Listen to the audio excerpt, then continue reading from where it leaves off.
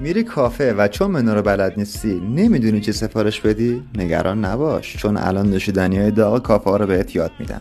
اسپرسو 20 تا 30 میلی لیتر عصاره غلیظ قهوه که از 7 گرم پودر قهوه طی زمان 25 ثانیه توسط دستگاه اسپرسو ساز گرفته میشه. دبل اسپرسو یا دوپیو. اگر حجم اسپرسو سینگل رو 2 برابر کنیم میشه دبل اسپرسو.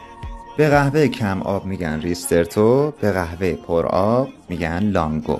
حالا اگر روی یه شات اسپرسو یه لیوان آب جوش بریزیم میشه امریکانو و برعکسش اگر روی یه لیوان آب داغ اسپرسو بریزیم میگن لانگ بلک.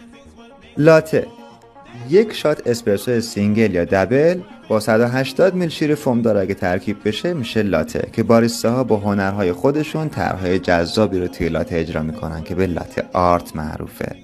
کاپوچینو همون لاته است، فقط حجم شیر کمتر و فوم شیر بیشتری داره. موکا ترکیب جذاب شکلات آب شده به علاوه لاته، موکا به دست میاد. ماکیاتو اگر روی یک شات اسپرسو 1 یا 2 قاشق کف شیر بریزیم اسپرسو لکه‌دار یا ماکیاتو به دست میاد.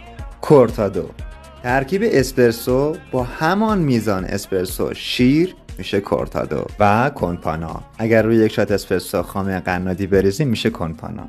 تنی ساله دلی خوش.